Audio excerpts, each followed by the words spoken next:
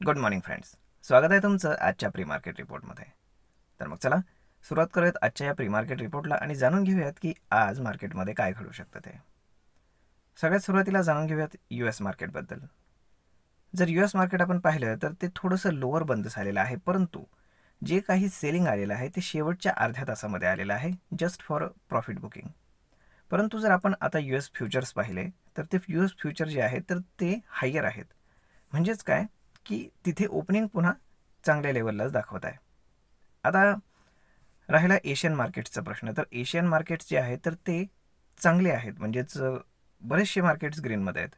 म्हणजे ओव्हरऑल जर पाहिलं तर असा कुठलाही ग्लोबल क्यू नाही आहे की जो आपल्या मार्केटसाठी निगेटिव्ह आहे. तर आता पाहूयात आपलं लोकल मार्केट काय म्हणते.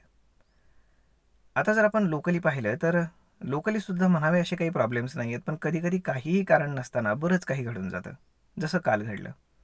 काल गिफ्ट निफ्टी इंडिकेट करत होतं की मार्केट एक 30-40 पॉईंट हायर ओपन होईल, परंतु मार्केट जवळजवळ 150 पॉईंट निगेटिव्ह ओपन झालं आणि within half minute market 100 point रिकवरसुद्धा झालं आणि त्यानंतर दिवसभर मार्केट साईडवेज गेलं.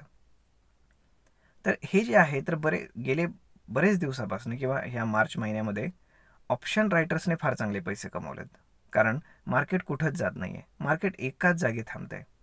परंतु आता हा महिना संपण्यासाठी आणि मंथली एक्सपायरी होण्यासाठी हातामध्ये आहेत फक्त 2 दिवस, आजचा ट्रेडिंग सेशन आणि उद्याचं लास्ट ट्रेडिंग सेशन. त्यामुळे ऑप्शनचे ज्या प्राइसेस आहेत तर त्या एकदम कमी झालेल्या आहेत. आणि जर गामा इम्पॅक्ट जर करायचा असेल, आणि कारण कसं झालं की ऑप्शन रायटर्सने जवळजवळचे जे काही लेग्स आहेत ते सेल केलेले आहेत, त्यामुळे एखादा लेग जरी ब्रेक झाला, भले तो वरच्या साईडला असो खालच्या साईडला असो, तरीसुद्धा त्याच्यामध्ये बऱ्यापैकी मूव येऊ शकतो, हे लक्षात घ्या. आणि मार्केटमध्ये हेच आहे की जेव्हा कोणी एक्सपेक्ट करत नसतं की मार्केट ट्रेंडिंग जाईल, तेव्हाच कधी कधी मार्केट ट्रेंडिंग होतं. तर मग आता मार्केटसाठी काही चांगल्या गोष्टी आणि काही खराब गोष्टी त्याही जाणून घेऊ. चांगली गोष्ट ही आहे की काल फॉरेन इन्स्टिट्यूशननं सेल केलेलं नाही. असं वाटलं होतं मार्केटचा एकंदर सगळा मूड पाहून की फॉरेन इन्स्टिट्यूशननं काही सेल केला असेल, परंतु त्यांनी 10 कोटीचं बाईंग केलं आहे. ते फार निग्लिजिबल आहे, परंतु कमीत कमी ते जे 3,000, 4,000, 5,000 कोटीचं रोज सेल करत होते तर ते त्यांनी बंद केलं आणि काल 10 कोटीचं बाईंग केलं. त्यानंतर जे आपले डोमेस्टिक इन्स्टिट्यूशन्स आहेत तर त्यांनी काल 5,000 कोटीचं एक चांगलं बाईंग केलेलं आहे. त्यामुळे आपण जर पाहिलं तर दोन्ही मोठे जे काही बुल्स होते तर ते बायर्स होते. त्यामुळेच मार्केटनं कन्सॉलिडेट मोठ्या प्रमाणावर केलेलं आहे. आता राहिला बाकीचा प्रश्न, तर बँक निफ्टी आणि जे काही IT इंडेक्स आहे दोन्ही अंडर परफॉर्म करत आहेत. IT इंडेक्सचं तरी ठीक आहे, परंतु बँक निफ्टी का अंडर परफॉर्म करते ते कळत नाही. ते रिकवर होण्यासाठी प्रयत्न करते, परंतु तिथे कुठलाच स्टॉक जो आहे तर तो बँक निफ्टीला सपोर्ट करताना दिसत नाही. कालही आपण पाहिलं की HDFC बँक जो आहे तर तो लोअर बंद झाला, परंतु HDFC बँकमध्ये सुद्धा अशी काही सिग्निफिकंट न्यूज नव्हती जेणेकरून काहीतरी असं घडावं.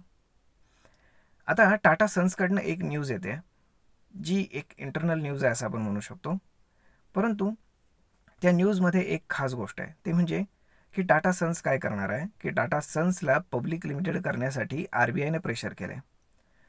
का तर टाटा सन्सकडे ज्या काही कंपन्या आहेत किंवा टाटा सन्सचे ज्या कंपन्यांमध्ये स्टेक्स आहेत तर त्या कंपन्यांवरती मोठ्या प्रमाणामध्ये कर्ज आहेत. तर साहजिकच एवढा मोठा बिझनेस आहे तर कर्ज राहणार.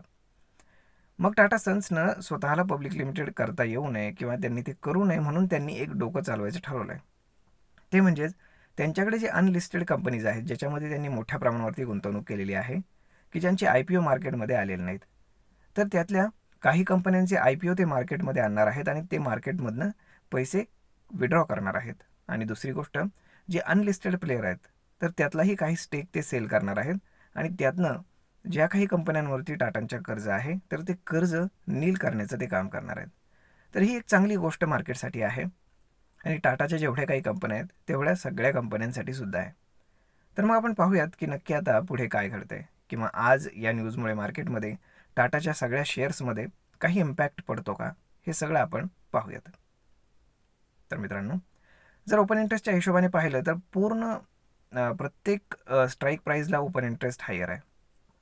म्हणजेच काय की एक्सपायरी साईडवेज होऊ शकते असं एकंदर सगळंच मार्केट म्हणतंय. परंतु असंच घडत असतं नेहमी, जेव्हा सगळ्यांना वाटतं की मार्केट साईडवेज आहे तेव्हाच मार्केट अचानक ट्रेंडिंग होऊ शकतं. त्यामुळे थोडंसं लक्ष द्यायला हवं. परंतु या महिन्यामध्ये ऑप्शन रायटर्सने मात्र फार चांगले पैसे कमवले, एवढं मात्र खरं. तर मित्रांनो, तर अशा पद्धतीनं आज मार्केट राहू शकतं. फार काही निगेटिव्ह न्यूज नाही, परंतु मार्केट 22,000च्या जोपर्यंत खाली आहे तोपर्यंत मात्र मार्केट निगेटिव्ह आहे, एवढं मात्र खरं. त्यामुळे आज मार्केट कशा पद्धतीने परफॉर्म करतं आपण पाहूयात. आय होप तुम्हाला हा व्हिडिओ, ही माहिती नक्कीच आवडली असेल. जर आवडली असेल तर आपल्या जवळच्या मित्रमंडळींसोबत देखील हा व्हिडिओ तुम्ही शेअर करायला विसरू नका. धन्यवाद.